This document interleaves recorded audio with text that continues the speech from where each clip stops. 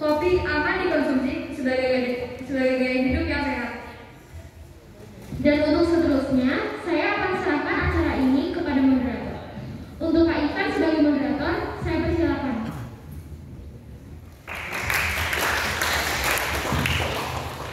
Terima kasih MC Daryl dan Raya.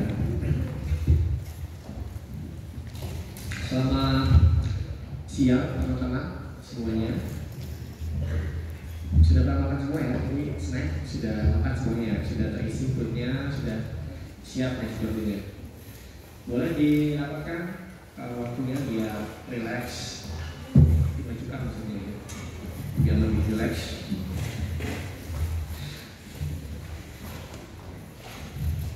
Baik, perdebatan pada sesi 3 ini akan membawa mosi kopi aman dikonsumsi untuk gaya hidup.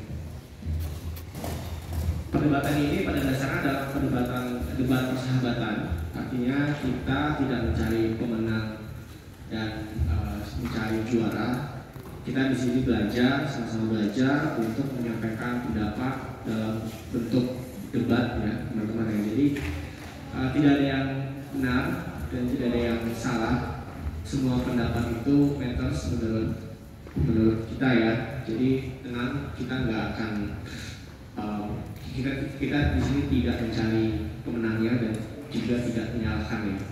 Jadi relax, sampaikan pendapat dengan tenang, jangan getar. Pembicara pertama kan sudah getar ya begini.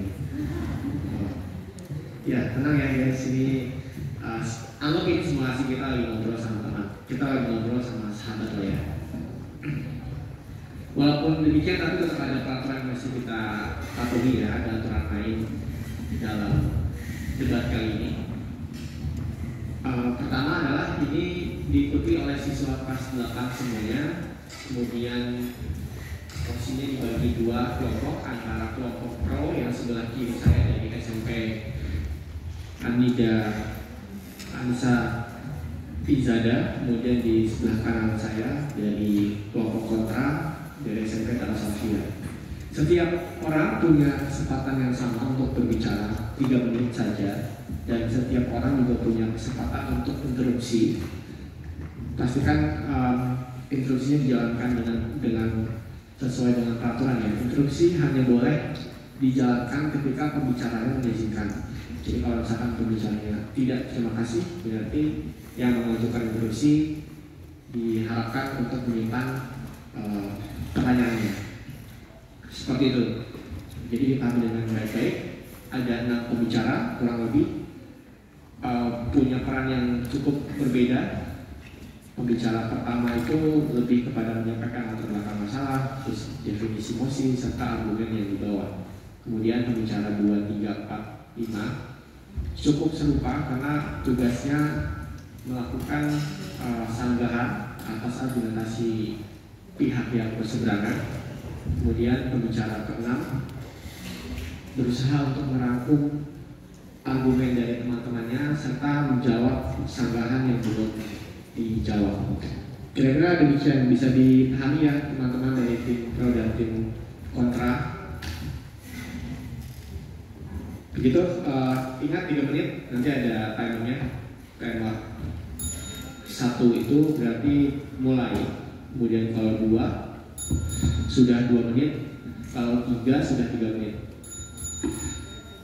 Seperti itu ya teman-teman. Sudah siap semuanya dari tim pro dan tim kontra? Debat akan dimulai dari tim pro dulu dengan mosi kopi aman dikonsumsi untuk gaya hidup. Sebelum kita mulai, penonton boleh memberikan semangatnya yang meriah kepada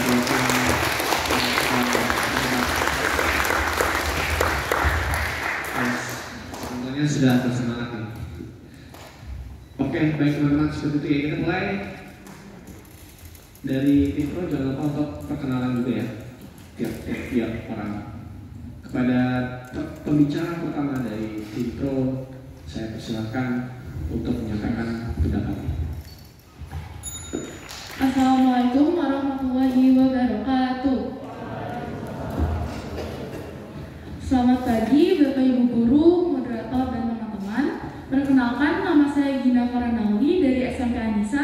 saya dan tim saya di sini berperan sebagai tim pro dengan mosi kopi aman dikonsumsi untuk gaya hidup.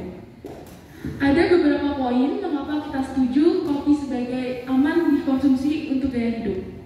Yang pertama adalah untuk kesehatan. Beberapa penelitian telah menunjukkan bahwa kopi termasuk minuman yang dapat melindungi kami dari jenis kanker, penyakit jantung, dan diabetes tipe 2. Selanjutnya ada budaya sosial. Minum kopi seringkali menjadi kegiatan sosial yang menyenangkan dan populer. Banyak juga yang minum kopi untuk bersantai dan juga belajar bersama teman atau kolega. Yang ketiga ada sejarah dan ekonomi. Kopi pertama kali ditemukan di Ethiopia, Afrika Timur pada abad ke-9. Yang menemukannya adalah Khaldi. Khaldi adalah seorang penggembala kambing. Dengan itu kami bisa mengapresiasi sejarah kopi untuk perekonomian kita. Dan berdasarkan data Badan Pusat Statistik, kopi yang diproduksi Indonesia jumlahnya mencapai 774,60 ton atau 11,9 juta tahun pada 2020. Adapun regulasi industri kopi, pengembangan industri kopi. Menurut Menteri Perindustrian dan Perdagangan RI era 2016, Saleh Husin, masih perlu ditingkatkan mengingat saat ini baru menyerap sekitar 35% produksi kopi dalam negeri dan sisanya sebesar 65% masih diekspor dalam bentuk biji. Apalagi konsumsi kopi masyarakat di Indonesia rata-rata baru mencapai 1,2 kg per kapita per tahun, jauh di bawah negara-negara pengimpor kopi seperti USA 4,3 kg, Jepang 3,4 kg, Austria 7,6 kg, Belgia 8,0 kg, Norway 10,6 kg, dan Finlandia 11,4 kg per kapita per tahun. Itu saja dari kami, mungkin selanjutnya akan dilanjutkan oleh teman saya. Terima kasih. Wassalamualaikum warahmatullahi wabarakatuh.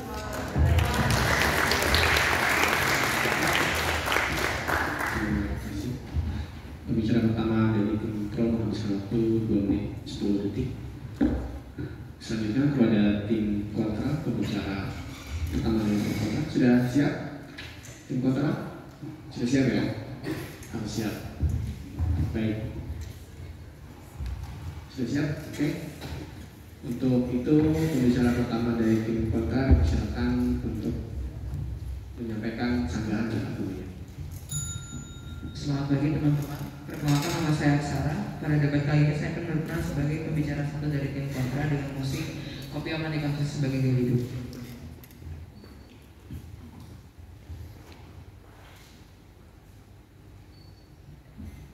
Berarti kan tadi seperti yang udah pembicara satu bilang kalau kopi itu dia berkaitan dengan ekonomi Indonesia, tapi kali ini menurut tim kami di musik kali ini kita lebih berfokus pada topik kopi aman dikonsumsi sebagai gaya hidup. Sekarang saya akan berani argumen saya. Saya tidak setuju kalau kopi aman dikonsumsi sebagai gaya hidup karena terdapat beberapa dampak negatif yang bisa dirasakan oleh kesehatan tubuh, bahkan meningkatkan risiko adiksi. Salah satu zat yang terkandung dalam kopi adalah kafein yang termasuk dalam bahan adiktif. Kafein adalah kopi merupakan stimulan psikoaktif yang dapat meningkatkan suasana hati dan memberikan dorongan energi sementara sehingga meraih kelelahan berdasarkan jurnal OGA dan OBB tahun 2012. Kemudian ada juga zat akrilamida, yaitu senyawa organik sederhana dengan rumus kimia C3H5NO dan berpotensi berbahaya bagi kesehatan karena dapat menyebabkan kanker dan karsinogen.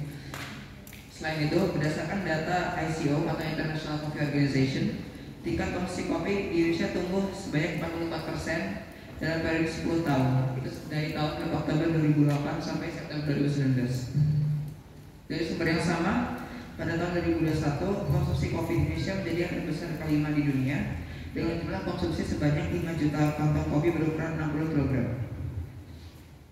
Menurut studi Farah et al. Tahun 2012, umumnya kopi tidak bisa dianggap sebagai gaya hidup karena mengandung kandungan kopi yaitu kafein dan stimulan. Sekarang kopi yang paling umum dikonsumsi oleh kalangan remaja adalah kopi dengan campuran susu dan gula aren. Itu hanya mengandung gula dan zat-zat kafe yang tidak sedikit, sehingga untuk saat ini banyak sekali kedai kopi yang sering dikunjungi oleh remaja hingga dewasa. Sehingga saat ini kedai-kedai kopi seperti Kopi Kenangan dan Jiwa menjadikan kopi sebagai salah satu menu andalan mereka.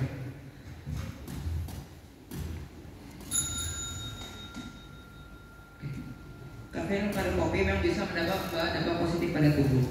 Namun apabila dimaksud sebagai gaya hidup secara rutin atau bahkan berlebihan, kopi juga dapat berdampak sebaliknya. Berdasarkan survei yang kita lakukan terhadap 30 siswa dan siswa SMP Teras Sofia, 33% itu sekitar 10 dari 30 responden menjawab bahwa mereka yang mengonsumsi kopi sulit tidur. Dan tentunya kurang tidur para remaja dapat memberikan efek negatif pada kesehatan fisik dan mental. Karena kebutuhan tidur bervariasi antara individu untuk remaja. Terus tidur yang baik untuk remaja adalah 8,5 sampai 9,5 jam dan 7 sampai 9 jam untuk orang dewasa. Selain itu, 16 dari 30 siswa juga lebih suka mengonsumsi kopi dengan campuran gula. Dan seperti yang kita tahu, mengonsumsi kopi dengan campuran gula tentunya dapat membawa dampak negatif terhadap tubuh seperti meningkatkan risiko diabetes dan kenaikan berat badan. Tentunya masih banyak lagi dampak negatif yang dapat disebabkan oleh kopi yang akan dijelaskan oleh pembicara dua kami, yaitu Nia. Oleh karena itu, saya tidak setuju bahwa kopi akan dikonsumsi sebagai gaya hidup. Terima kasih.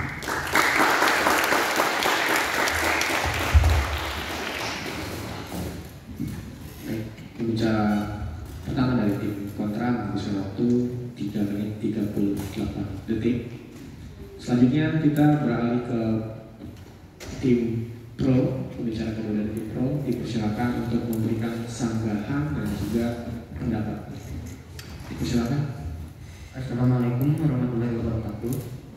Saya Muhammad Sertifikat Sakaras dari SMP Anissa, dan saya akan membahas tentang dampak positif kopi yang bukan cuma mempengaruhi konsumen saja, namun mempengaruhi produsennya dan orang-orang yang berkaitan dengan kopi ini. Yang pertama, terhadap konsumen sendiri, kopi mengandung kandungan kafein yang berfungsi untuk meningkatkan energi dari si konsumen ini, yang membuat sang konsumen dapat bekerja tanpa takut dihantui oleh rasa mengantuk dan rasa letih yang dapat mengganggu produktivitas dari sang konsumen. Kandungan kafein ini sangat bermanfaat jika dikonsumsi dalam takaran yang wajar, yaitu sebanyak 400 mg per hari, dan umumnya digunakan oleh pekerja-pekerja kantoran, karyawan-karyawan yang bekerja lembur. Kopi bisa membantu mereka menyelesaikan kerjaan mereka dengan kondisi yang tidak. Terima kasih. Dapat menyelesaikan pekerjaan mereka tanpa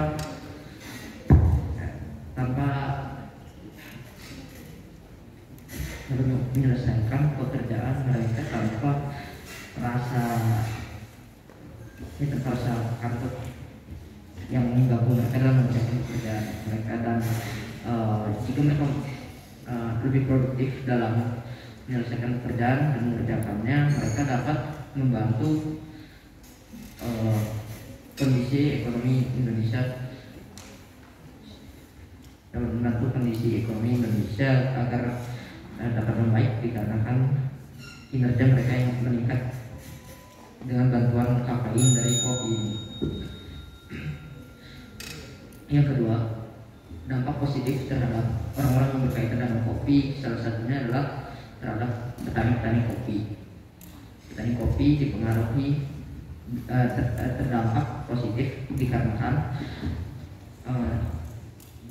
jumlah peminat kopi di Indonesia yang tinggi membuat mereka kebanjiran permintaan yang secara tidak langsung dapat memberi mereka keuntungan yang cukup besar setiap tahunnya, dikarenakan peminat kopi yang beranjak mulai dari remaja sampai ke orang dewasa yang pastinya akan terus membantu kondisi keuangan mereka dan akan terus mensejahterakan mereka jika peminat kopi Indonesia tetap bertahan peminat kopi di Indonesia tetap bertahan dalam jumlah yang banyak. Ya, itu saja pendapat dari saya. Pendapat selanjutnya akan diberikan oleh teman saya. Terima kasih. Assalamualaikum.